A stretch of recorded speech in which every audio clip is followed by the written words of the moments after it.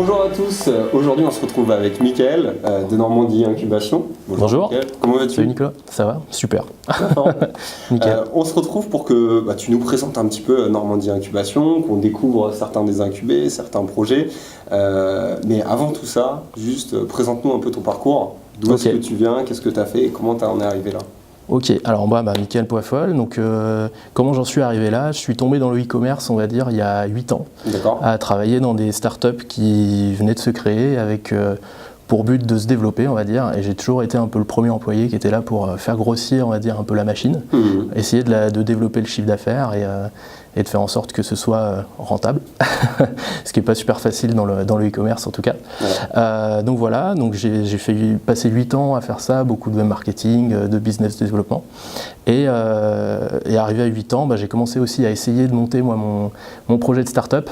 Et c'est comme ça que j'ai rencontré Normandie Incubation, avec pour objectif, pourquoi pas, de rentrer chez Normandie Incubation en tant qu'incubé. Une chose en une autre, mon projet de start-up a eu du mal à se développer et il y avait un vrai besoin chez Normandie Incubation, en tout cas, d'avoir de nouvelles compétences sur la partie e-commerce, web, digital, où il y a de plus en plus de startups, on va dire, qui sont dans ce domaine-là. Et c'est comme ça que je suis arrivé chez Normandie Incubation en tant que chargé de mission maintenant, pour aider les startups à se développer aussi. Quand tu commences à goûter à cet univers startup, tu as du mal à t'en détacher. C'est quoi? C'est l'aspect entrepreneurial, d'être assez libre et de pouvoir prendre des projets et de les porter avec tes mains? Moi, c'est vraiment tous les aspects de la startup que j'adore. Déjà, la création de A à Z, la créativité. De deux, vraiment, on n'est pas cloisonné à faire quelque chose, on fait tout, quoi. Le principe dans une start-up, c'est que quand on bosse, si on doit faire de la logistique demain, on en fait. Si on doit faire du marketing, on en fait. Si on doit appeler les clients, on les appelle. Il n'y a vraiment pas de frein et il ne faut pas se les mettre. Et moi, c'est ça que j'adore, c'est-à-dire que demain, je ne sais pas forcément ce que je vais faire si je suis dans une start-up et ça, j'adore. Je vais juste devoir faire ce qu'il faut pour faire connaître en tout cas ce que je suis en train de faire et aider les gens qui vont utiliser mon produit ou ma solution. Donc on y arrive, maintenant tu es au sein de Normandie Incubation où tu accompagnes différents types de projets. C'est quoi votre rôle en tant que Normandie Incubation? Qu'est-ce que vous apportez aux structures pour pouvoir se développer et donc évoluer? Alors Normandie Incubation, on peut le voir en gros comme une sorte de gros facilitateur. En gros, une fois que vous êtes sélectionné pour rentrer chez Normandie Incubation, il y a un processus de sélection, on ne peut pas accompagner tout le monde. Une fois que vous rentrez dans l'incubateur, nous on va mettre en place tout ce qu'on peut pour faire tourner la machine et faire en sorte que la boîte, elle avance et elle... Alors, si on prend au début, tu dis il y a un processus de sélection. Comment vous sélectionnez les incubés? Alors, il y a des critères, c'est-à-dire que déjà, nous, on accompagne des boîtes innovantes, des startups innovantes basées sur l'innovation, définition BPI, innovation technologique, innovation de marché, innovation de modèle éco. Bon, voilà, la définition d'innovation, c'est assez large, mais en tout cas, il faut qu'il y ait des dimensions innovantes, une volonté de scaler à l'échelle française, il faut que ce soit au moins française, on va dire, ou internationale, il faut que ce soit basé en Normandie. Déjà, il faut répondre à ces critères-là.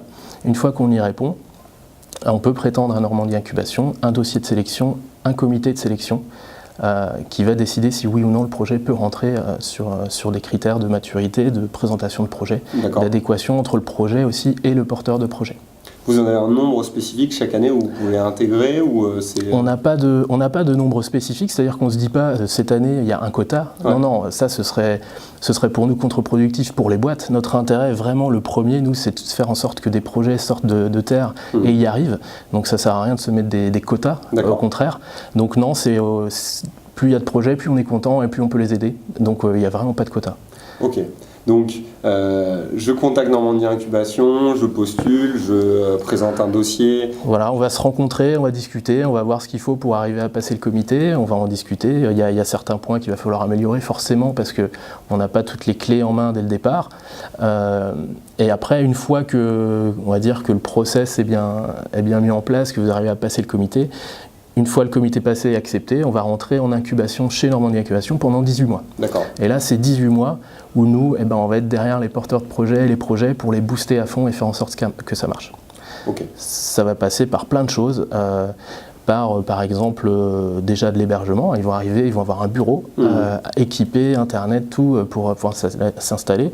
Pas besoin de chercher ça et ça fait des frais en moins. Voilà. S'il y a un lien avec la recherche, parce que Normandie Incubation est ce qu'on appelle un incubateur public, issu de la recherche publique. Alors s'il y a un lien avec la recherche, il y a même une enveloppe d'incubation qui est dédiée au projet, qui peut aller jusqu'à 20 000 € pour commencer le projet. Donc ça aussi, c'est pas négligeable. Et ensuite, on va mettre à disposition les compétences de l'incubateur. Des personnes comme moi, on est plusieurs dans l'incubateur, on a chacun nos spécificités et on va les aider sur chaque pan de leur projet.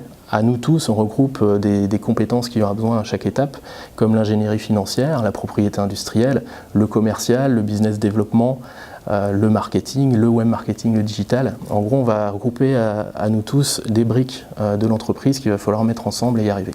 Avec pour but de faire monter surtout le porteur de projet ou les porteurs de projet en compétences pour qu'ils comprennent comment ça marche et se l'approprier, parce qu'un entrepreneur, au final, il doit un peu tout savoir faire, quoi. Ouais.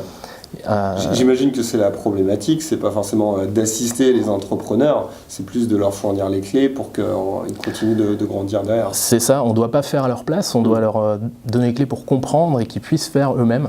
Donc en gros, c'est plus du coaching et un peu de l'éducation, ou en tout cas donner des bonnes pratiques pour qu'eux puissent se les approprier et les mettre en place dans leur entreprise. Donc c'est vraiment pas faire à la place d'eux, c'est donner des guides pour qu'ils puissent, eux, après, s'approprier les techniques.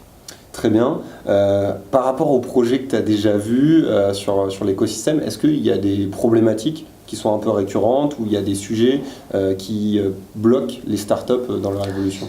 Ouais, parce que nous, on est sur un modèle qui est un peu particulier, qui est l'innovation. Donc les projets innovants, ils ont une caractéristique par rapport aux autres projets, on va dire, plus classiques. C'est déjà souvent, c'est des projets technologiques qui vont demander des investissements un peu différents.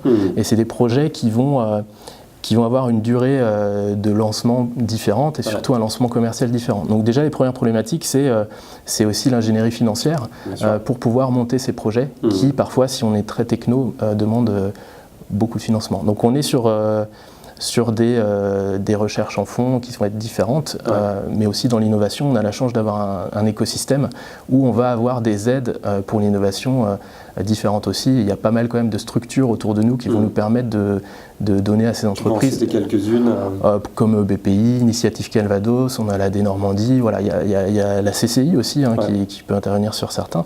En gros, on a vraiment un écosystème, et notamment en Normandie et à Caen, qui est vraiment top pour ça. Et on va vraiment faire en sorte de tous s'entraider, on va dire, pour pousser les projets qui ont du potentiel. Et c'est une chance, je pense qu'après avoir échangé avec pas mal d'entrepreneurs ou d'écosystèmes, c'est qu'à Caen, c'est des acteurs qui se connaissent bien, où au final, il y a une proximité aussi avec les interlocuteurs qui facilite aussi cette appréhension du business et puis cet accompagnement, de ne pas avoir juste un rapport, je transmets un dossier qui peut être possible dans d'autres villes où peut-être il y a plus de projets.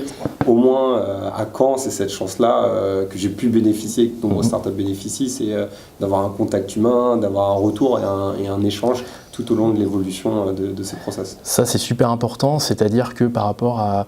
On peut citer des grandes villes comme Paris, où là, ça va être beaucoup plus difficile d'avoir un rendez-vous, par exemple avec BPI ou autre. Moi, demain, si je les appelle, je les ai au téléphone et on organise un rendez-vous. Cette proximité-là, elle est super importante, et elle est d'autant plus importante une fois qu'on est, par exemple, chez Normandie Incubation, parce que nous, pourquoi ? Ça fait 19 ans qu'on existe, Normandie Incubation, ça a été créé en 2000. Donc on va dire que le réseau et l'écosystème, ça fait 19 ans qu'on est dedans, donc on a plus facilement des liens avec tous les autres pour faire avancer les projets. Et ce que je trouve bien aussi, c'est qu'on essaye de tous garder en tête une chose, c'est le projet, et d'essayer de faire sortir de terre des projets et de l'emploi en Normandie et plein de bonnes choses, on va dire, et c'est vraiment ça qu'il faut garder en tête.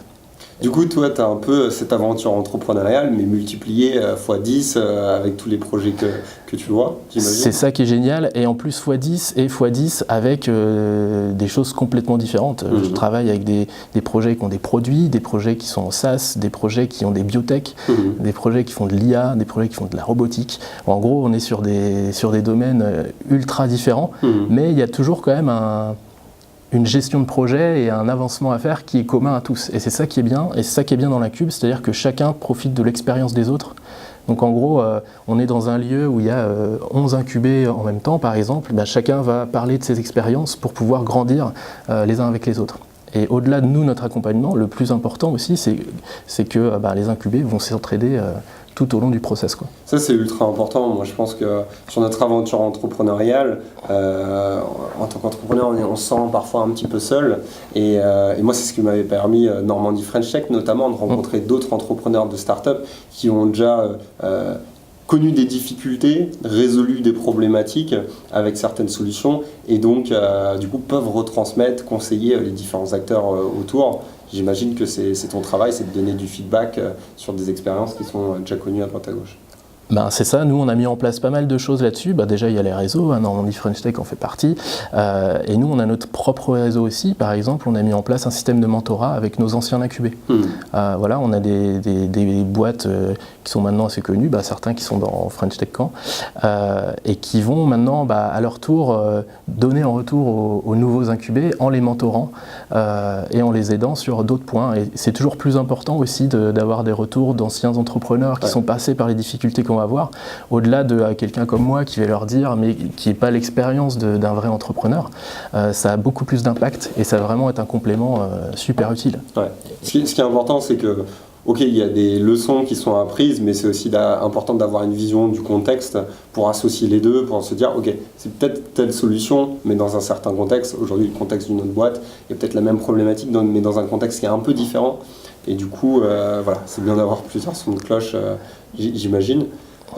Si demain tu avais une baguette magique et tu te disais, ok, l'écosystème des startups à Caen, il est bien, comment on fait pour franchir encore un cap, peut-être apporter une brique ou des compétences en plus, ça serait quoi un peu le focus pour toi sur les prochaines années ?